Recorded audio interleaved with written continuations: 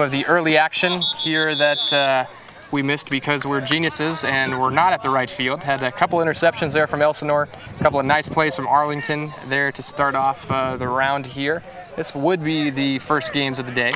And we've got our mastermind behind the camera here, Chris Erkley. Why don't you say a few words for the people, Chris? Pleasure to be here working with you, Will. A man of your great professionalism. Oh, you know, he's got jokes once in too. a lifetime. He's got jokes too. So yeah, so we're kind of trying to get a little bit of a look here, obviously, with Arlington. I've got Brian Levander, quarterback from a year ago, a pretty good athlete. He's no longer here, so they're trying to work a few different kids out here today. We're kind of going to get a look at some of those kids. One of them is Jose Medina. He actually had one of those interceptions there a second ago, and I believe he's the man under center right now for Arlington. Elsinore, of course, CIF champs last year, and you heard them in the huddle. Coach said, I believe guys were the only CIF champs here today, so probably a little bit of swagger walking into this place. Absolutely, yeah. It was a very competitive Sun Belt League last year. Heritage actually took the league. Elsinore obviously finishing second and making the run in the playoffs.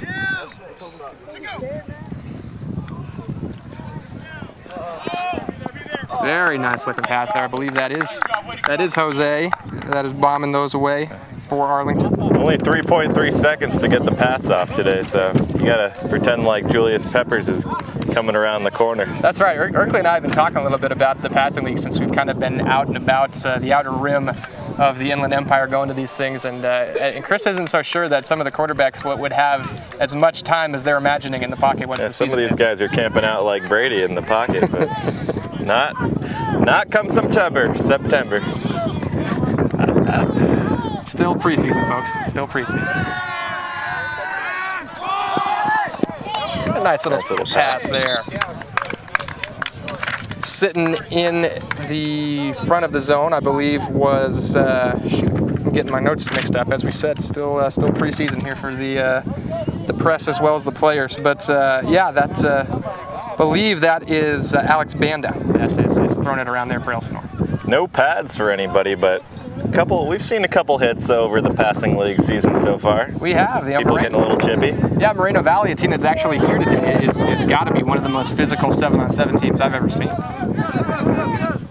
I like the chair setup out here. It does. Yeah, the chair is definitely a great marker with the slant route. Oh. And just for our viewers' information, you get 3 plays to go 20 yards. Other than that, it's a turnover, and obviously 2 points for a pick. Right. And you have as I said before, 3.3 seconds to get the pass off. I guess it would presume to be a sack. Exactly. So entering the red zone of sorts is Elsinore now. Rolling out to the left. There it is. Nice pass in the corner. There it is. I can't tell you who it is. They're not wearing numbers. But as we can tell you about Elsinore, they've lost a lot of the talent from a year ago. And gone is Seth Middlemoss, a guy who ran for 1,600 yards. Gone is Eric Agather, a guy who ran for 550 yards. And we said as well, Matt Patton, their quarterback, gone as well. So a lot of the Elsinore kids that you're going to be seeing today are new faces. So kind of get that squared up for the fall.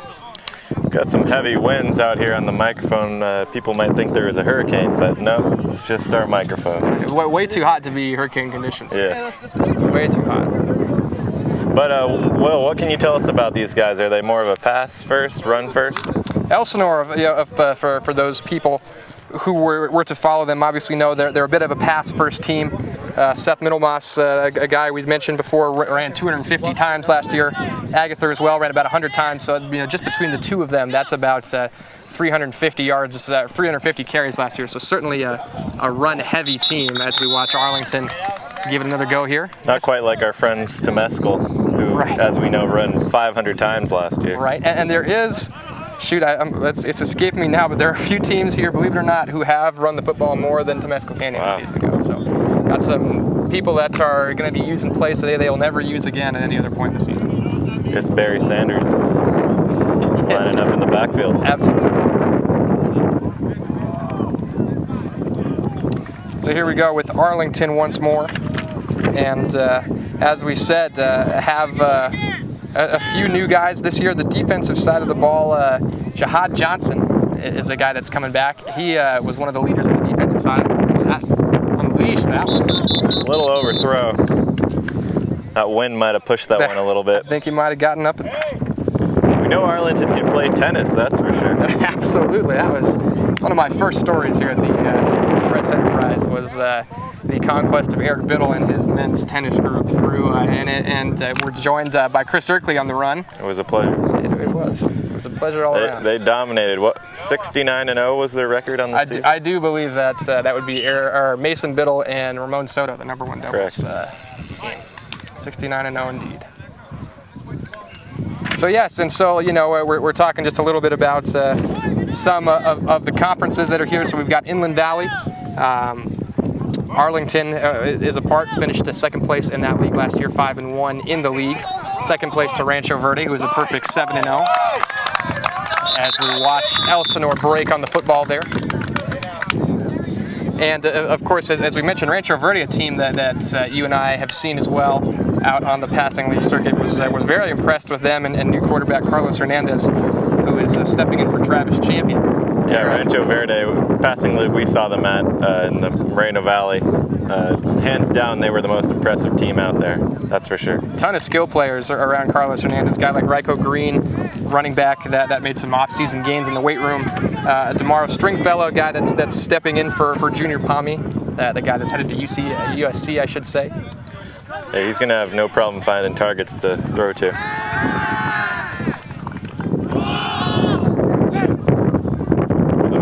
Not so much a flag.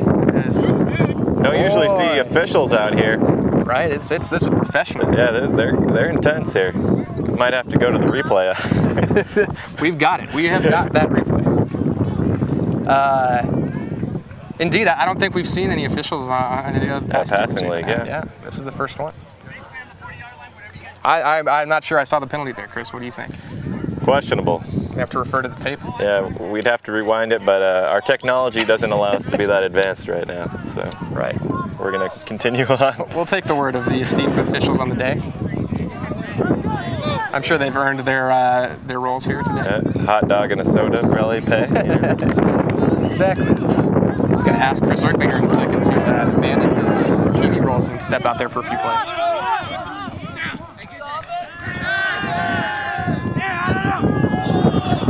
That probably should have been the third interception of the day there for Elsinore. Sweaty hands. It's not the only thing sweaty out there, right? Yeah, that is sure. And so, as well, we talked about the Inland Valley League a little bit. Delve into that a little bit more. I believe we've got several more of those teams here. I believe La Sierra is here today. Moreno Valley here as well. We've seen Moreno Valley about 3 times. They are. Moreno Valley are frequent contributors at passing tournaments. They've come along a little bit in the last month or so, I'd say. Still got some work to do, but they've made some progress. I'd say so. Little fake reverse there. And certainly a misread there from Elsinore. Wrong route. Right. But touching a little bit on Moreno Valley, was a team that finished 2-4 in the Inland Valley League last year, 3-7 overall.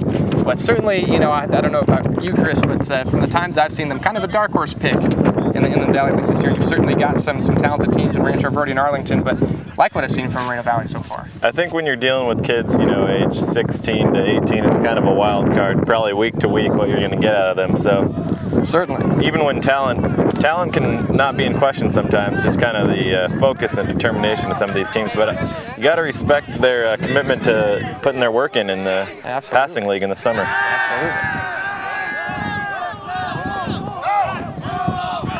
The check down read there. Well played by Arlington. They've had some nice coverage out there today. I'm impressed with their defensive backfield. And just talking a little bit more about some of those inland. We mentioned Moreno Valley. Jeremiah Talia, running back that's back this year, is a 1,000-yard rusher. They've got a nice stable of backs. We talk about teams that like to run the football. Moreno Valley is certainly one of those teams. Steven Scroggins, guy under center for them, that's had his issues last year, but has made some strides in these 7-on-7 deals. He's a great athlete, plays basketball as well. And then Waki Salufa, I believe, is one of the guys. $1 million name right there. He's one of those headhunters in the 7-on-7 circuit. He's slayed the wood. You caught up with their coach the other day at Passing League. Any tidbits you want to share with the people? Right. No, HSGameTime.com, of course, shot by the talented ginger here, Chris Erkley. Yeah, he was just talking a little bit about the 7-on-7 stuff as another incomplete pass there. But just talking about, when you're talking about getting physical with 7-on-7 and what's acceptable and what's not. He liked to, and you can maybe watch this as we go through here today, but when the elbows are up, that's supposed to be a no-no. You don't want to be knocking with the elbows, but perfectly fine being physical with their hands. So that's, they were getting a little chippy the other day. Yeah, Vista Murrieta and Moreno Valley, they were mixing it up, man. Vista as the runner-up last year in CIF to, of course, the powerhouse Centennial. Sure. They're definitely a force to be reckoned with once again, and probably everyone kind of views them as that team with the target on their back. Right. And obviously that Big 8 league is a big one followed here in the Inland Empire. Got one team from the Big 8 here today in Corona. We'll be checking in with them here in the next game of the day. Corona not as successful last year as Corona Centennial, but certainly you got to imagine with the amount of kids that they have over there that they should put some pretty good talent on the field. Yeah, I saw them throwing it around here a little bit earlier in the day. Looks like they have some talent. Obviously Corona, a team that we talk about, has lost a lot from last year too, and a guy like Marquise Starks, who was a very talented quarterback despite the fact that Corona really kind of had a bit of a rough go at it. The guy threw for 2,000 yards, 18 touchdowns, 7 interceptions a year ago. So interesting to see as we saunter over there a little bit later who they've got under center now. Always got to have a good line, no doubt. Absolutely. And speaking of the good lines, that is exactly what Centennial has this year. A team that lost absolutely a ton of skill players with Eubank and Barrington Collins and Larry Scott, but they return 6 of their 8 starting linemen on both sides of the ball, which is going to be huge once the fall rolls around. Barrington Collins was a favorite of HS Game Time last year. I believe Dave Zink and Louis Amstoy, the HS Game Time live celebrities, put together a little compilation piece of about 20 of Collins' best runs. Had him looking like Bettis the Bus out there. Well, when the guy runs for 2,500 yards, I think he got a few clips to choose from. I think that just made. I think it's almost Toby Gerhart, Unbreakable status right there. Absolutely. Of course, referring to our amazing Unbreakable segments that we did this past week. If you haven't gotten a chance to check them out, you're probably watching this on HS Game Time right now. So scroll down on the player and you can see our 10 Unbreakable records, Inland Valley High School prep records, everything from Cheryl Miller and her 105-point effort in poly basketball to Toby Gerhart and his rushing record to even Banning basketball. Let us not forget that. Let us definitely not forget Banning and the wonderful videos that were put together, not only for the Banning segment, but for all the rest of those 10 stories. So definitely check those out. Temecula Valley Wrestling, of course. Right. Drop it back over the pole. Oh, you got to catch that. Got to catch that one. You got the gloves on and everything. Come on. See, he doesn't have the gloves on. Oh, you didn't? No, I got my shades on. I'm looking through the viewfinder here. I can't. Prescription shades, mind you. I know, but still, with the glare on the viewfinder, it's still not 2020. We're giving him a pass today because he should have caught one. He is multitasking after all. That is true. So yeah, we're also talking a little bit about the 7-on-7 stuff, and Earthley was wondering why offensive linemen bothered to show up for this. And obviously some of the centers here, as we see for Arlington, getting a chance to get a little bit of the shotgun work in. Some of the guys good to get in rhythm. Right. Because a botch snap usually never ends well. Right on cue, a little bit of a high snap there from Arlington, or Lake Elsinore, I should say. It's cost a few ball games over the years, no doubt. More than a few high school ball games, I do believe.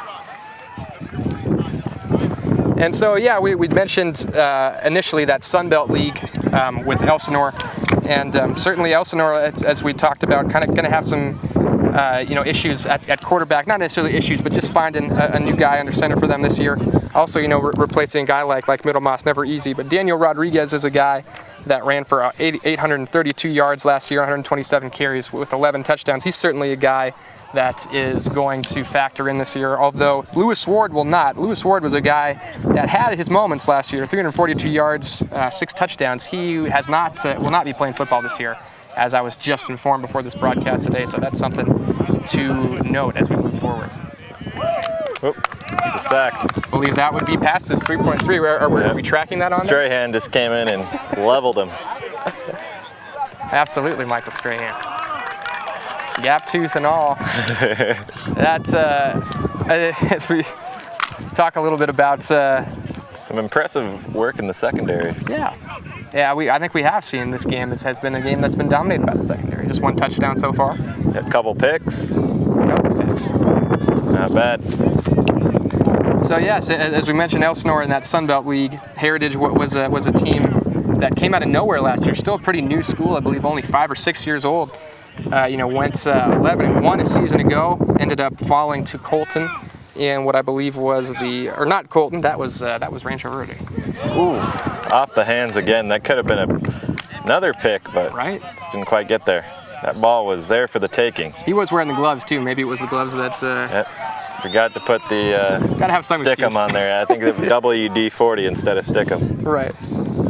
So we mentioned before, Heritage, a team that lost to Summit. It was in that second round, and then it was Summit that Elsinore would go on to beat for that CIF title.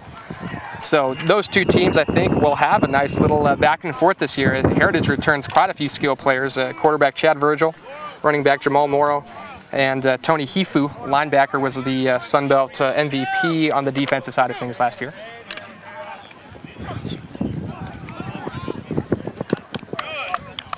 Look at that. Nice little diving catch there over the middle. It needed to be made because Elsinore had all the deep routes locked up on that play. Well done. And a switch. That is going to be a little bit of a halftime of sorts here. Britney Spears at halftime? At halftime. Wardrobe malfunction? I'm up for it. Berkeley, how hot do you think it's going to get today? When I looked on the weather feature on my iPhone, which is my usual go-to move, it said it would be lingering in the high 90s, Route 98, similar to the speed of my fastball. And nowhere similar to the temperature of Chris Erkley's hometown today. Yeah, Palm Springs actually was hovering in the 108 area, so I'm glad we get 10 degrees. Can be a pretty big difference when you're up in the upper echelon of the triple digits and whatnot. Absolutely. But luckily we've got plenty of fluids available to us today, and it's a nice afternoon. It'll definitely make it a little bit nicer. Not gonna lie though, both of us are out here braving it, working the tan. None of us have the nice little tents that some of these fans have set up today.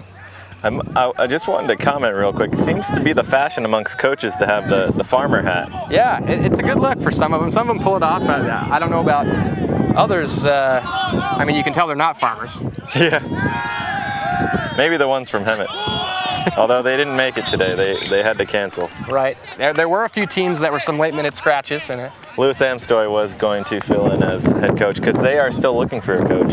There it is. But Lewis wanted $1.2 million. They were only willing to offer $800,000, and so Jim Tressel was available. So looks like they brought him in for an interview. Brought him in for an interview.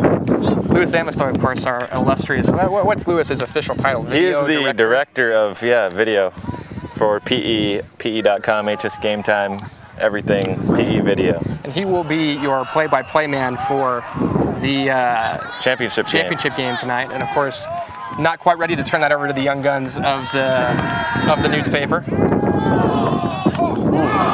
That one was up there, hanging for a little bit, but not quite sure who that was intended to. Yeah, you had a little bit of a broken play. The deep out and the short out. An interesting. A little bit of a I do like the bandana though. That's block the sweat, but block the ball as well. So backfired on him. Yes, when fashion is not functional, that's when Chris Erkley is going to let you have it. But yeah, as we said, we'll have that championship game for you in the evening when things have cooled off a little bit. We've also talked a little. Do you think it was the great decision to start it in the middle of the day, or should you start this tournament at the middle or at the beginning of the day? I mean, this is a 6-hour function, 7-hour function. So I guess I didn't have much of a choice. Even if they were going to start it at 5 o'clock, which would be more of a prime time, then what are we going to go till midnight? I don't know. It's past curfew for a lot of these young guns out here. Lights out here. I'm starting about talking in the morning. Oh, in the morning? Yeah, it could have been a possibility, but. Probably these guys want to sleep in. It's summertime. Who wants to get up at 7 o'clock? That's a good point. Long ball there, but a little bit too long. Right. We've had some lively attempts here. They've been airing it out, but I gotta say, as you can tell, there's a breeze here. A bit of a factor maybe on some of these long balls. Yeah. a bit of an early season factor too there, Mr. Ripley. I don't know, is it really that breezy? There's it's a little bit of a breeze, if right? you have the headphones on, you can tell on the microphone it sure sounds breezy right now. Yeah, Chris Ripley thinks he's in a tornado right now. Little does he know. It's just the breeze actually is quite pleasant. You throw that ball up there about 40 feet, it'll get caught in the crosswinds. Sure it will, Chris. On to the next play. Here we are, eyeing the deep ball again. Ooh. Pick. That's an example of a quarterback zeroing in on one side of the field. We're not going pick 6 today. A pick is 2 points. Just 2 points for you. You don't have a scoreboard, or else he would tell you what the current score was. Will was supposed to be jotting it down, and mathematician. Right. The actual note paper is all full of notes, so there's nowhere to write anything. That was a critical error on my point. Elsinore read that one from the start. Right. And that's why, I mean, we've talked a little bit about reasons for having 7-on-7 passing tournaments, and some coaches like Coley Candell at Vista Murrieta, critical of them, say, we can get a lot more done in other facets of our off-season program. But, I mean, you're getting your reads right there. I mean, you get a learning tool for a quarterback, young quarterback like Jose, zeroes in on one side of the field and telegraphs a pass like that. Rolling out left. Nice little pass. About a 5-yard pickup. Nice to see them moving out of the pocket, even without the pressure of a line. We've talked about that as well. A lot of these high school teams, especially when they have shorter quarterbacks like Elsinore looks to have this year, will want to move that pocket a little bit, get the quarterback on the run, so they'll have some throwing lanes to go to. Not unusual to see a 5'10", 5'11" quarterback. Absolutely not. And of course, this year, for Elsinore, I mean, Elsinore, not just this year, certainly a team that likes to run the football as well, and so a lot of those rollouts. A lot of mobile quarterbacks around here. A lot of those rollouts can end up being running plays as well for them. A lot of Tim Tebow's around here. Absolutely. Absolutely.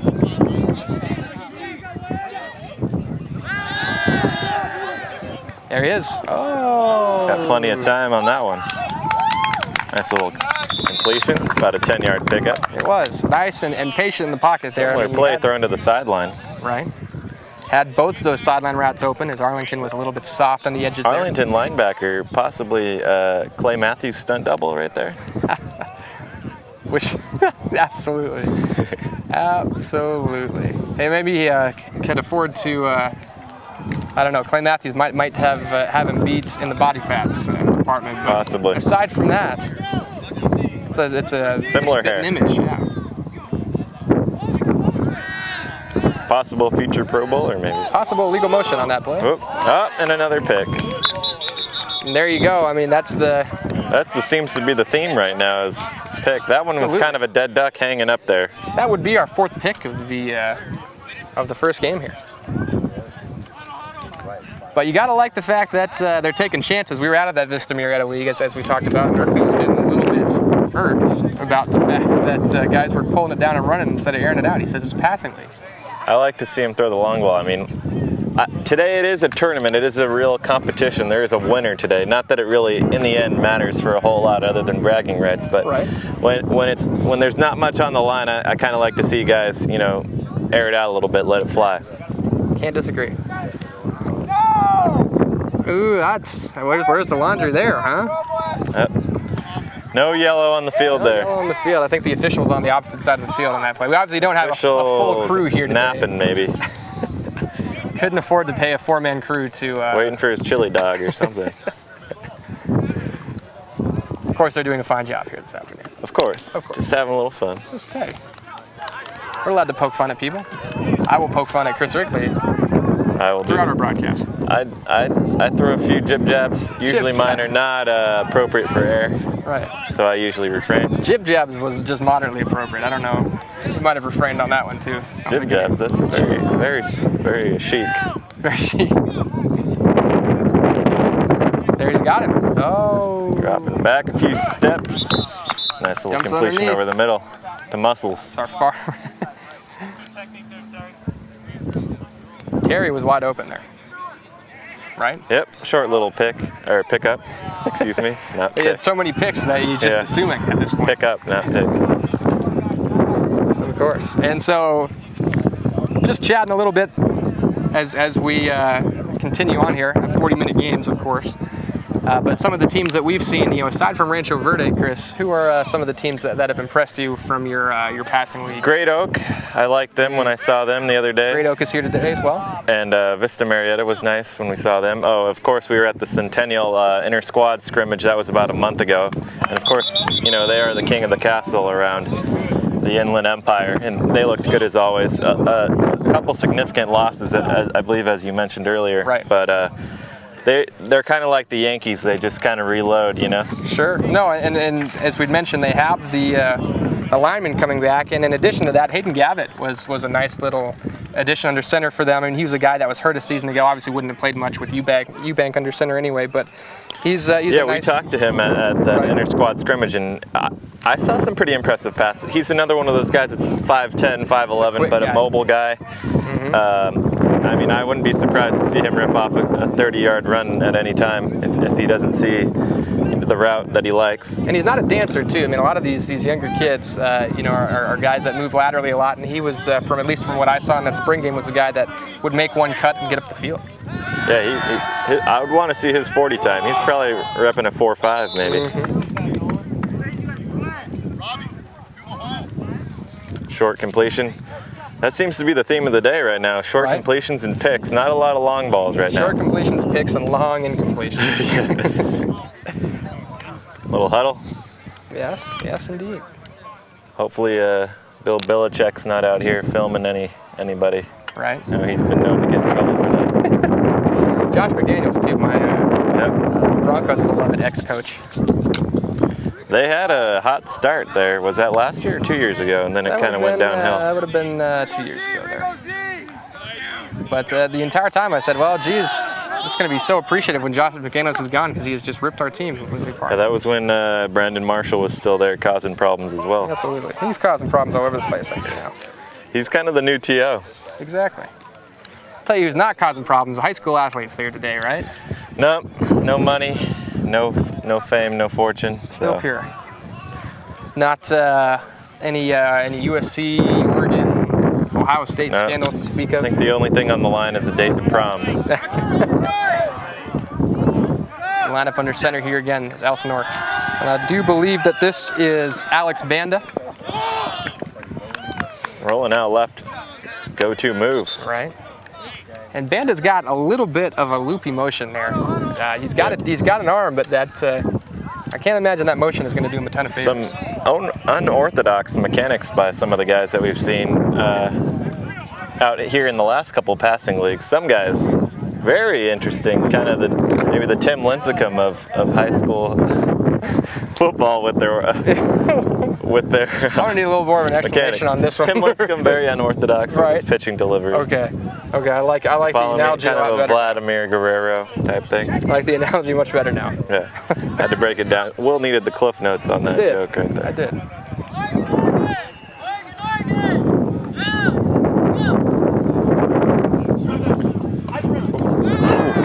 Right off the fingertips once again. We've seen a lot of that.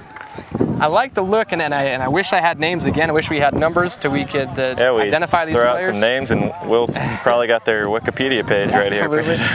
But I like that slot receiver for Arlington there with the white towel and the white gloves. He's made a couple nice moves there. He hasn't necessarily gotten the ball when he's been open, but he's doing all the things he needs to do. From got to make plays. Slot receiver position, absolutely. Got to be ready when the ball comes your way.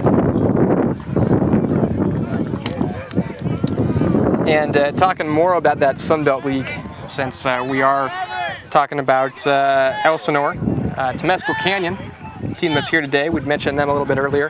Team likes to run the football a lot. I'd say they were probably the second best looking team when we were at the passing league. What was that, 2 days ago? Yeah. Mm-hmm. Now Temescal Canyon got a kid under center in Mason Mills. Didn't put up great numbers a year ago, 48%, 396 yards with 1 touchdown and 8 picks. That obviously it's not going to get the job done through the air, but as we said, a run-heavy team. But I really liked the way that Mason Mill looked, in a couple days ago. I really thought he looked poised in the pocket. He's got a nice little live arm. He did. We saw a couple live arms. The question is, will that translate over come regular season? But we got about 6 weeks until football kicks off officially. Right. So it's just around the corner. And we do have these two teams' schedules here, if I can dig them up. Yes, here it is, Elsinore. Kind of preview a couple big matchups if you could. I would. I would love to do that after this play. Ooh, right off the hands once again. That's another one you got to make there. Jesus. Elsinore is starting the season on September 2nd against Otay Ranch from Chula Vista. And then they get King, a nice little local matchup there on the 9th of September. Then on to Diamond Ranch on the 16th. King, a team with a new coach. We saw them at a passing league about 2 weeks ago. Right. They're kind of in the rebuilding mode. They had a little quarterback too that didn't look half bad. His name is escaping me right now. But then Temecula Valley there on the 23rd for Elsinore. Murrieta Valley, Lakeside, Temesco Canyon, Paris Heritage is the matchup that I'd like to watch. It would be on the 4th. Oh! Well, you made it out to that Heritage passing league. What did you see out there that you liked? Yeah, we talked about Heritage a little bit. It was a team that was out there. And like I said, it was going to be a matchup I'm interested in seeing on November 4th. But yeah, I mean, with Heritage, I like Chad Virgil, that quarterback they've got out there. I mean, he too has a bit of a loopy passing motion, but talking about quarterbacks that don't have to roll out, he's about 6'3", can sit back in that pocket a little bit and survey the field. Definite pocket passer. Yeah, and I think that is a definite advantage. One of the teams that was also, it's a nice little catch there from Elsinore. One of the teams that was also out there was San Jacinto. We've seen them at a couple different passing tournaments this summer. San Jacinto. We've had this discussion. Seeing as Lewis and I have combined about 55 years in this area, and you have about 3 minutes. We're rolling with San Jacinto. What I'm saying here is I have no doubt that San Jacinto is the correct way to pronounce it. But San Jacinto is what I've heard just about everybody say since I've been out here, and so I'm a mimicker. I don't know if these were tourists from Europe or something, or who it was. Or tourists from San Jacinto, maybe. Yeah. I think one of their own coaches, I think, called it San Jacinto. So must be new to the area. Clearly, I will change what I'm saying so I don't get badgered about it for the rest of the year. But I'm just saying I was justified. Another little deep pattern here. Ooh. And there's the pick. Over the middle, always dangerous, and he paid for it. There it is. Now, I believe that was that same slot receiver I was just talking about a second ago who made that pick. Playing both sides of football today. Nope. Switching sides. We've got about 5 minutes of football left here before we make the move, in my estimation. Right. And Chris and I will be hopping to The Field next C, field, I believe it is, to check out Corona and Great Oak. Great Oak, a team that Chris and I both like from the passing circuits this summer. We saw them at Valley View. It was a couple weeks ago. Right, that was another fairly big tournament. So I mean, some of these passing that had leagues, 5 teams there. Yeah. The other one a couple days ago, Vista Marietta, that one had 4 teams. But this one today, what, 10? 16. 16, wow. Chris cleared his homework. Yes. Here we go. Arlington. This is a new quarterback, and that looks like an interception, but a little underthrown. I was just trying to find San Jacinto on the map, so I wasn't able to count the amount of teams that were playing. Right. I believe it, and I think the first time I heard it was at the state track meet that Miriam Swanson and I covered. And the guy, there was a Max Press gentleman there, I forget his name, it's escaping me. But he was actually asking me if San Joaquinto was in our coverage area.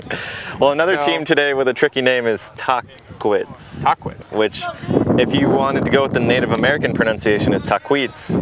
Which Taquits was, there's Taquits Canyon in nearby Palm Springs here, about an hour to the east, and as you know, a veteran to this area like myself and Louis Amstory, we know the history of that name. But I actually heard someone out here calling it Taquiets, which I don't think many of the locals would. That's kind of a dead giveaway there. They can't get down with Taquiets, huh? Yeah. Kind of like when I was at school up at Gonzaga, and people would ask about Spokane, and we all know it's Spokane. And that was a dead giveaway that you were new to the area.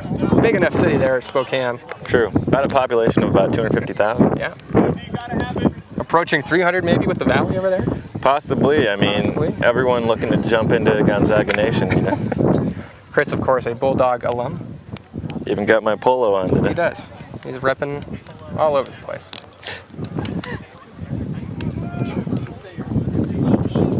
Whoop, Appreciate had a it, kid fellas. do a little pump fake in front of the camera there. Some courteous citizens here giving us our camera angle. Dropping back, going for the long ball. Ooh. Another incomplete deep My ball. boy on the far side here was wide open yet again. Making some plays, is just not getting the love from the quarterback today. Yep. I don't know. I think they need to get you as offensive coordinator because you're seeing all the plays that they're missing right now. Clearly, I have the correct vantage angle. Well, maybe the next Norm Chow. Perhaps. Perhaps, as we have Zach Patton here joining us. Coming up from the rear. His game just wrapped up. He was on field C. He will be taking over for us here. Apparently, we have the longest running game of the day. This one's gone into overtime. Well, no one's really found the end zone yet. So I think that's the confusion. It's been one touchdown. Yeah. We were playing till we get another one. Could be a while. We're gonna let Zach spit here a little bit. So Zach, what did you see up there on field C? It was a 1-1 tie. It didn't score until the last minute of the game or so, but they both scored on their final drives, tied up. Clearly, were there any interceptions, Zach? Yes, there was maybe 3 or 4 interceptions. Clearly, nobody has told Zach how scoring works. Okay, yeah, never mind. So scoring is 2 points for an interception. Picks are 2 points, yeah. Oh, okay, what's a stop? That is, I'm not sure. We're not sure if a stop is worth it. No, I don't think. I don't think a stop's turn the worth ball back. No, turn the ball back over. But I believe touchdowns were at 6 points, Earthy. What are we saying? TDs, I think, are 6, yeah. So maybe 6 to. The final was not the final. It was probably 11. We are making the move 11-8 downfield here. We think. We're going to check with the officials on that one. We'll get back to you. That was Great Oak and who? Great Oak. I don't know. Great Oak and one of those other Class C teams. We are going to bring you Great Oak in our next matchup. And we will ask Great Oak who they domed on in that first game, of course. As Zach does the background info check here for us. We've moved into the red zone here. Some physical nature here on the. There we go. Was that out of bounds? I do believe that was out of bounds. It was complete, just about 5 yards out of bounds. Too long. We had a catch like that the other day at Vista Marietta. Beauty, except it was about 5 yards. Too far to the right. It was. Those ones are fun, but they don't count for anything, do they? Yep. So I believe, I'm just guessing here, but since we have shifted into the red zone, I'm assuming this is some sort of a tiebreaker. I would presume. What do you think, Irvin? I would presume, because they did advance the ball about an extra 20 yards here at the handicap. So Zach Patton, the studious young man that he is, a Corona and West Valley. Oh, a tip ball. But that baby falls. There it is. There it is. So yeah, I believe that Elsinore would have one more play, correct? Yep. 3 plays to go 20 yards. That should be the 20s. Going for the gold here. Got to go for broke. This is Joe Montana back in the 80s for the Niners. Super Bowl. What would that have been? Well, that's a great question. You're asking the wrong guy. That was before our time. Maybe I should ask the San Francisco fan here. The guy says the guy wearing when Montana was throwing out there, I was maybe in my crib at best. So no concept of history, and that is an interception. So I believe that is going to be the game. Is what's that, number 5 on the day? I believe that is number 5 on the day down here. And that will do it.